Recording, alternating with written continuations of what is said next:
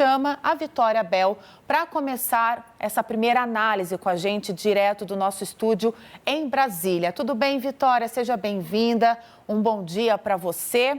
Vitória, o caso do Banco Master está predominando o noticiário.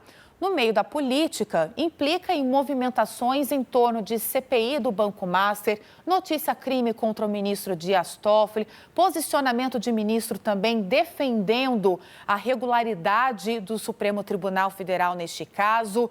Ou seja, até uma possível relação de Toffoli com o banco está longe de ser um tema superado. Como que está o bastidor diante dessas novidades aí em Brasília? Seja bem-vinda. Bom dia, Luara. Bom dia para todo mundo que nos assiste. Pois é, isso deve se intensificar no retorno das atividades parlamentares no Congresso Nacional.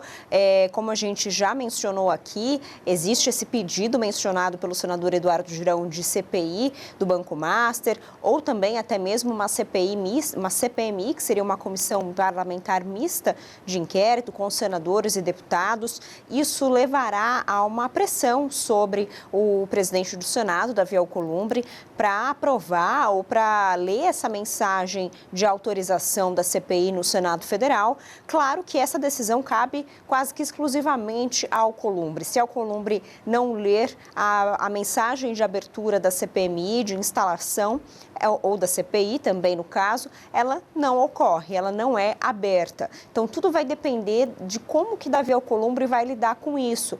E ainda a gente não tem, claro, um posicionamento do presidente do Senado sobre o assunto. Ele está de recesso, claro, e mantém uma posição bastante discreta, também não tem conversado com os seus senadores mais próximos aliados. Deve, portanto, chegar a Brasília no final dessa semana, no início da semana que vem, e a gente vai começar a ver a movimentação de como Davi Alcolumbre vai responder a essas pressões por uma CPI do Banco Master. A gente também lembra que tem uma outra opção, já mencionada pelo senador Alessandro Vieira, que é relator da CPI do crime organizado, que seria incluir as apurações do caso do Banco Master dentro da CPI do crime organizado, que é uma CPI que já está instalada e, portanto, não precisaria de uma autorização, de uma instalação pelo presidente do Senado, Davi Alcolumbre. Fato é que isso vai ser um assunto bastante recorrente no Senado e na Câmara dos Deputados a partir de fevereiro, a partir da semana que vem, com a volta das atividades parlamentares. E o que a gente destaca é que justamente o Supremo vem fazendo, os integrantes do Supremo Tribunal Federal vem fazendo a defesa, claro, da própria instituição, mas também do ministro Dias Toffoli, em uma posição contrária ao que legisladores e o próprio executivo, na figura do presidente Lula, vem fazendo de críticas ao caso do Banco Master, de críticas a Daniel Vorcaro e de desconfiança desconfiança sobre a relação entre Dias Toffoli e Daniel Vorcaro nesse caso do Banco Master. Então, existe, claro, um risco do Supremo Tribunal Federal ficar isolado nessa posição. Inclusive, também Fachin, o presidente do Supremo Tribunal Federal, Edson Fachin, vem justamente também vem defendendo o Código de Conduta do STF, como o fez recentemente, e disse que é necessário o STF ter uma autolimitação, como mencionou em entrevista ontem ao Estadão e hoje também ao jornal o Globo, dizendo que se o Supremo Tribunal Federal não colocar regras, não se colocar limites e regras, outros poderes, como o próprio Congresso Nacional, podem avançar em propostas que limitem os poderes do Supremo Tribunal Federal. Vamos lembrar que, por exemplo, existem propostas de emenda à Constituição tramitando na Câmara e no Senado que prevêem limitação de decisões monocráticas, quando são tomadas apenas por um ministro do Supremo Tribunal Federal, e também a criação de mandatos para ministros do Supremo,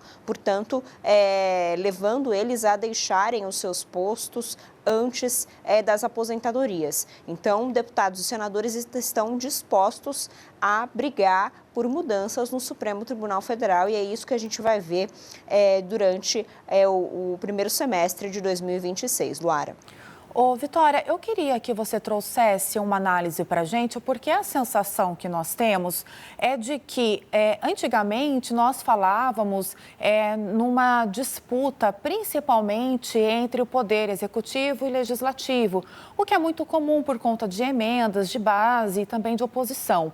Hoje, nós temos uma situação em que o Congresso, ele parece ter uma afronta muito mais com o Supremo Tribunal Federal, com o Poder Judiciário, do que com o próprio Executivo, apesar de alguns desgastes. Como que você avalia esse cenário? Se é algo mais recente, se é uma tendência daqui para frente por conta ou reflexo desse caso, por exemplo, do Banco Master e também das condenações daqueles réus do dia 8 de janeiro, se isso agravou este cenário da relação Congresso e Supremo Tribunal Federal. E eu já aproveito esse pacote, eu quero que você traga para a gente o que seria, Vitória, esse código de conduta. Porque um ministro, para assumir essa posição, ele precisa já ter algumas condutas, ele precisa ter um perfil, ele precisa ter uma formação, um conhecimento, ser sabatinado. Então, eu queria que você trouxesse qual seria essa diferença, o que está sendo pressionado para isso. Pois é, Luara, a relação entre Supremo Tribunal Federal e Congresso Nacional sempre teve altos e baixos. Isso não é novidade. Claro que em alguns momentos esses baixos acabam se intensificando, as crises se intensificam a depender do cenário, como é o caso agora do Banco Master. Eu não diria que existe uma crise entre o Congresso Nacional e o Supremo, pelo menos não a princípio. O que existe é uma pressão de parlamentares para que o Supremo Tribunal Federal se posicione e também dê uma liberdade para a Polícia Federal, mantenha a liberdade da Polícia Federal de investigação sobre esse caso do Banco Master. E, é claro, uma atenção maior, uma lupa sobre a atuação do ministro Dias Toffoli. Em outras situações também, Congresso e Supremo já entraram em embates, quando, por exemplo, o Supremo Tribunal Federal avançou com a demarcação de terras indígenas e o Congresso Nacional avaliou que isso era uma missão para o Legislativo e não para o Supremo. Então, quando